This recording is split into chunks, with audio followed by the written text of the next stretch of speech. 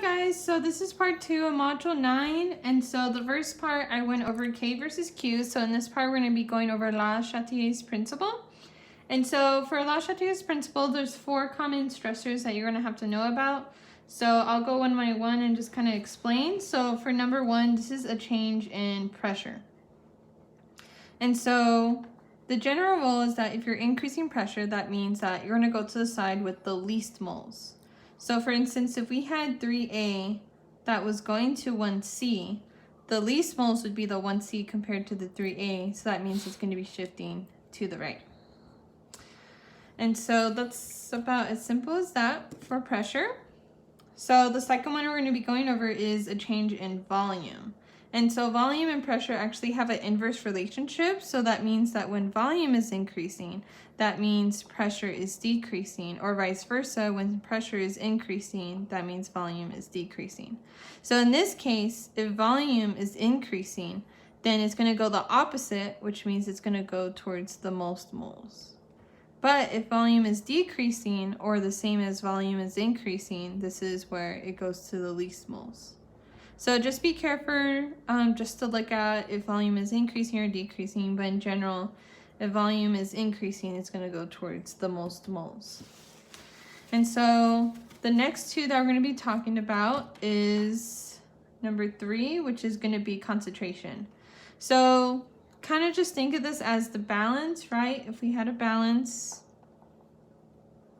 right? And so let's say we had a lot of reagents and we only had a little bit of products. It's going to go to the side with the least in order to balance it, because you're going to be increasing products or you're going to be decreasing reagents. So in this case, you're going to be going to the right.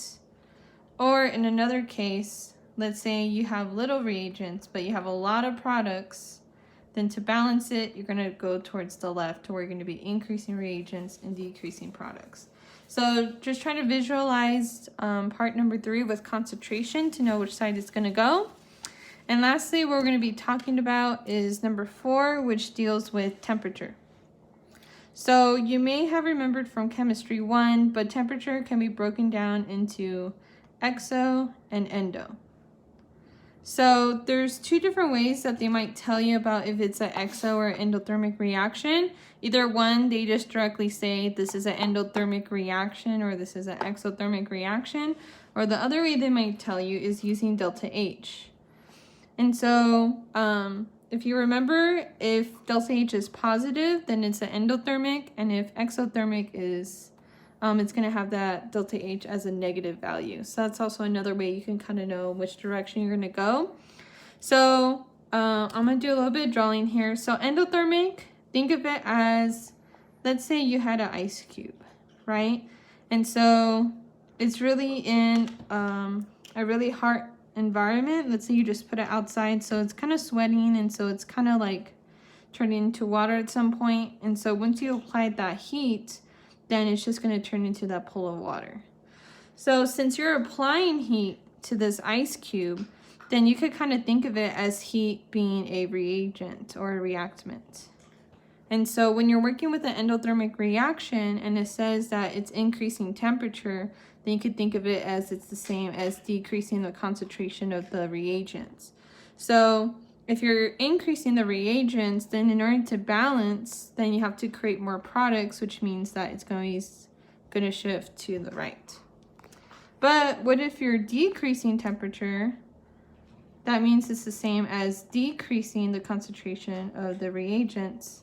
And so if you don't have a lot of reagents, now you want to create more, making it shift to the left. So that's how you kind of think of it. So endo, just think of it as another reagent. So temperature is increasing, you're increasing it as well. So what about for exothermic? So for exothermic, you're actually releasing heat. So kind of think of it as like a little fire, right? So it's like releasing heat out. And so since you're releasing heat, you can kind of think of it as a product instead.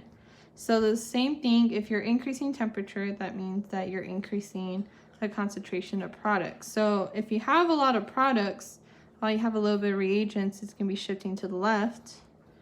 Or if temperature is decreasing, which you're decreasing products, that means you have a little bit of products and a lot of reagents, which means you're going to be shifting to the right. So that's how you kind of go about it in temperature. So to kind of just make sure that you understand, well, first I'll just kind of overview everything we just went over. So number 1 is pressure. So remember, if you're increasing temperature, you go to the least moles. Number 2 is volume. And if you're increasing volume, you're going to go to the most moles. Number 3 is going to be concentration. And then number 4 is going to be temperature, which can be broken down into endo as a reagent and exo as a product. So now we're just going to do some example problems now, since we kind of overviewed the 4 common stressors.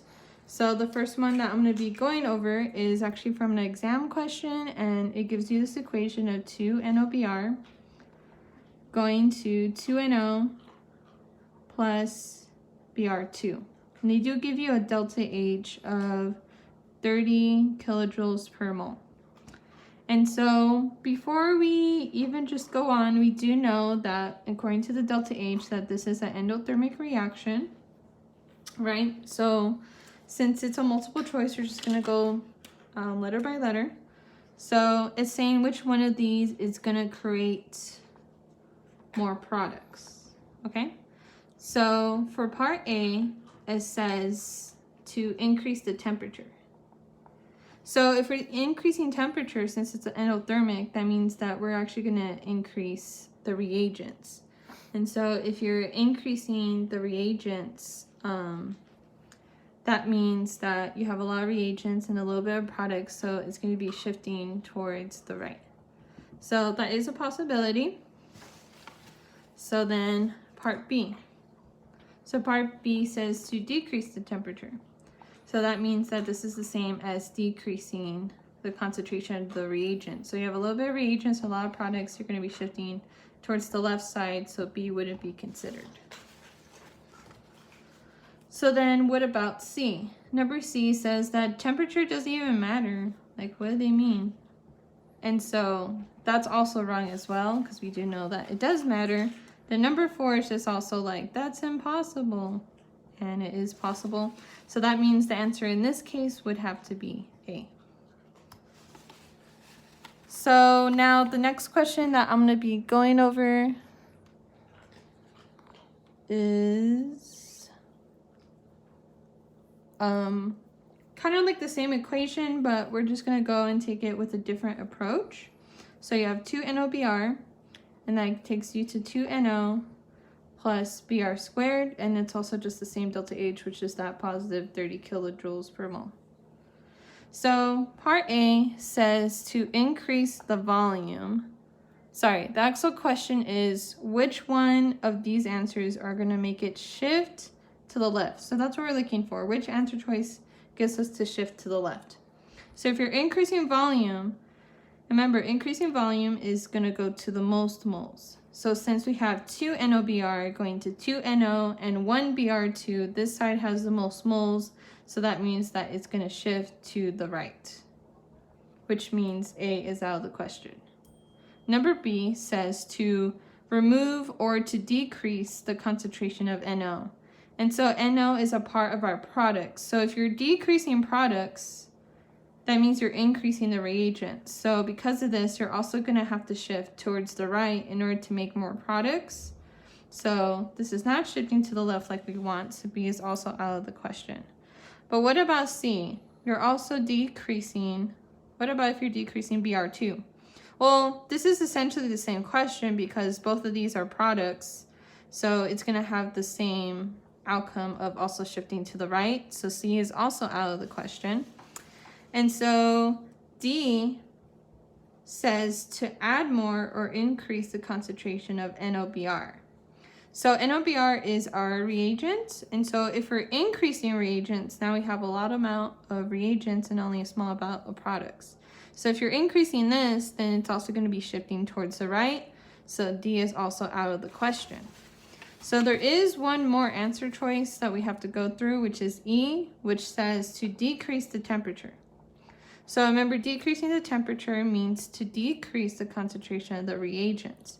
So if you have a small amount of reagents and a lot of products, then you will be shifting to the left in order to increase this to a higher number. And so that's why E would be the correct answer. And so with a lot of La Chatelier's principle, it's a lot of theoretical. I think a lot of people do like to quiz on this type of stuff. So just make sure that you know how to go through each and every situation of the 4 common stressors, which I say again is going to be pressure, volume, concentration, and lastly temperature. And make sure you know both with the endo and with the exo situation. Other than that, that's the end of my video. Hopefully this helps.